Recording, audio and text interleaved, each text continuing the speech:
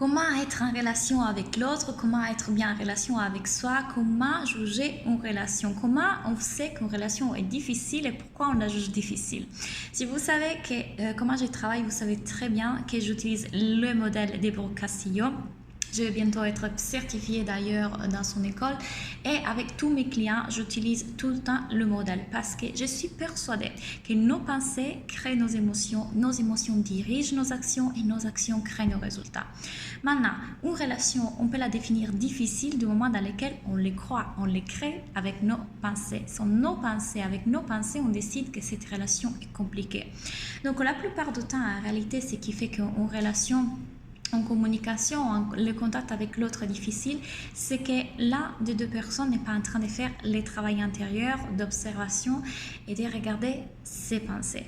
Donc, comment est-ce qu'on peut être bien avec l'autre déjà en étant bien avec nous? La plupart de mes clients, la plupart des gens en général, créent des attentes vis-à-vis de l'autre parce qu'on n'a pas compris qu'on peut tout à fait changer nos pensées et nos émotions tout seul. On a la pleine responsabilité de notre bonheur et la plupart du temps, on cherche à que l'autre puisse combler ses besoins ou en tout cas créer le bonheur à notre place. Alors qu'en tant qu'adulte, l'autre, il n'a pas du tout le rôle de faire ce qu'on veut. La plupart des gens veulent contrôler l'autre, veulent essayer de l'échanger. Mais l'amour inconditionnel, c'est quand on aime quelqu'un pour ce qu'il est. C'est pendant ce qu'il fait ou ce qu'il fait pas. Donc, la réalité, c'est qu'on ne pourra jamais changer l'autre. La seule chose qu'on peut changer, c'est nos pensées par rapport à l'autre et par rapport à la relation. Qu'est-ce que je suis en train de croire vrai par rapport à l'autre et par rapport à notre relation? Donc, du moment dans lequel on regarde ça, on a aussi la capacité de changer la relation. Donc déjà comprendre qu'on ne peut pas changer l'autre, on le laisser libre d'être en l'aimant pour ce qu'il est, ça ne veut pas dire tout accepter, attention. Ça veut dire aussi savoir décider ce qu'on veut, savoir ce qu'on veut, exprimer ses désirs et ses besoins. Et c'est là qu'il rentre en jeu une bonne communication et aussi savoir fixer ses limites, savoir définir ses limites. Je vais dire que parfois, imaginons une situation dans laquelle j'exprime mes désirs à mon conjoint en lui disant, tu sais, le soir, j'aimerais qu'on prenne 10 minutes tous les deux pour papoter, pour parler, pour communiquer. Juste tous les deux. L'autre peut très bien me dire, ah oui, c'est une idée géniale, on va faire ça. Mais il peut très bien aussi me dire, non, moi, ça ne me va pas. À ce moment-là, je ne peux pas les blâmer, je ne peux pas lui dire je veux que tout soit exactement comme je veux que tout soit.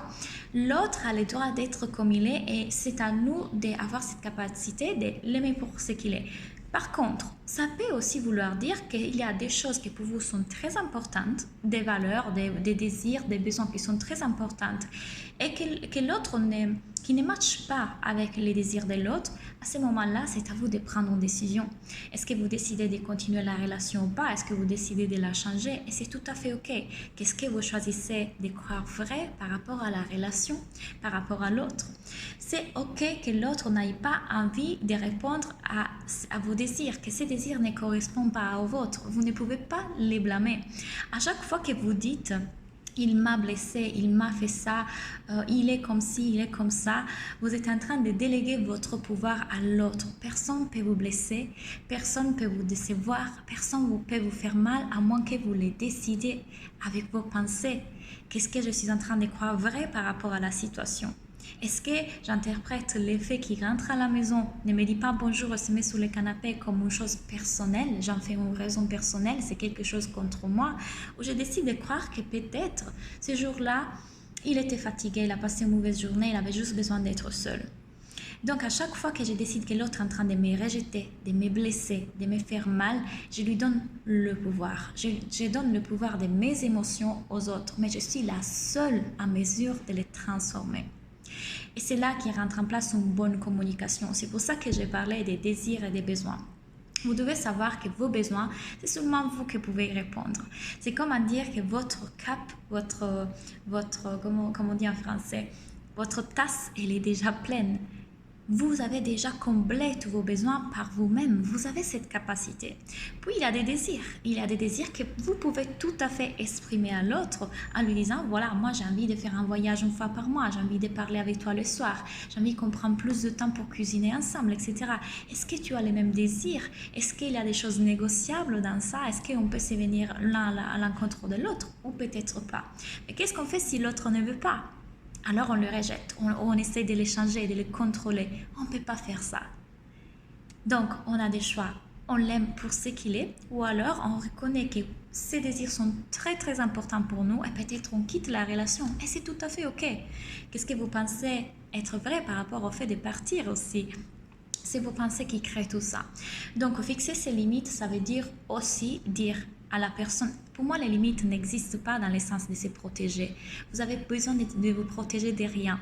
Lorsque vous êtes en capacité d'accepter que vous pouvez vivre n'importe quelle émotion, même celle négative, et les dépasser et grandir, être confiant dans le fait que vous avez les outils de coaching pour vivre vos émotions, il n'y a rien de grave, vous n'avez pas besoin de vous protéger. Protéger de quoi? Soyez ouvert, soyez ouvert, mais sachez aussi là où se trouvent vos limites. Exemple, si ma mère rentre dans mon appartement tout le temps sans m'informer, elle prend les clés et rentre sans me les dire, pour moi, par exemple, ça, c'est justement ne pas respecter mes limites d'intimité. Et je vais lui exprimer, je vais exactement lui dire, si tu fais ça, sache que je devrais prendre cette solution et c'est pas une menace, c'est juste expliquer à la personne que vous ne vous sentez pas bien avec son comportement et que si ce comportement continue, du coup, voilà, vous devez prendre des solutions. Et je vous conseille vraiment de les limites, les fixer toujours avant. Ça doit être clair depuis le début quelles sont vos limites avec vous-même et avec l'autre. Et croyez-moi, j'ai eu du mal pour apprendre ça parce qu'à chaque fois, justement, je ne mettais pas de limites parce que je ne croyais pas avoir besoin de mettre des limites. Et vous devez avoir de la clarté en vous de qu'est-ce qui sont vos désirs, qu'est-ce qui sont vos limites et qu'est-ce qui sont vos besoins et comment vous pouvez prendre soin de vos besoins. Pour moi, une relation fonctionne si vous respectez 3 clés. Faire le travail intérieur, comprendre que vous devez laisser la possibilité à l'autre d'être soi-même. Et dans ça, je veux dire aussi accepter que les choses ne sont pas parfaites, accepter que l'autre peut avoir des réactions qui ne sont pas parfaites, laisser la place à l'imperfection et accepter que ça existe. Vous n'êtes pas parfait, la relation parfaite n'existe pas. Et puis, communiquer. La communication est la clé de tout. Et ça veut dire que quand vous voyez l'ego de l'autre et votre ego, parce que vous avez appris à faire ce travail de conscience, c'est beaucoup plus simple. Moi, je me demande tout le temps pourquoi l'autre est en train de réagir comme ça.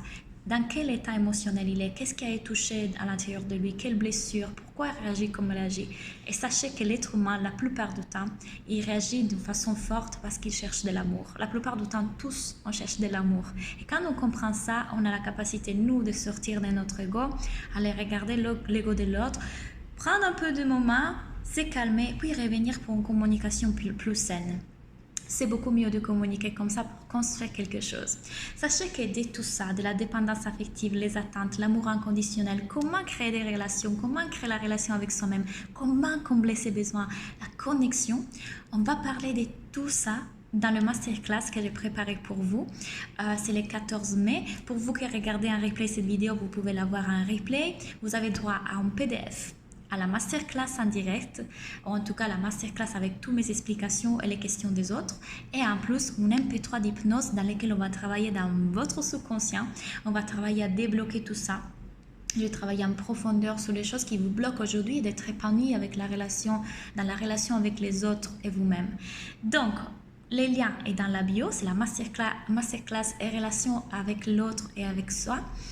Je suis super heureuse de vous donner cette masterclass parce que tout ce que j'ai appris, je voulais partager et a changé vraiment ma vie, a changé vraiment la façon d'être en relation avec l'autre. Ça a bouleversé complètement mes relations et c'est beaucoup plus beau parce que je suis la responsable de mon bonheur tout en profitant de la présence de l'autre. Donc, on se voit dans les masterclass. À bientôt.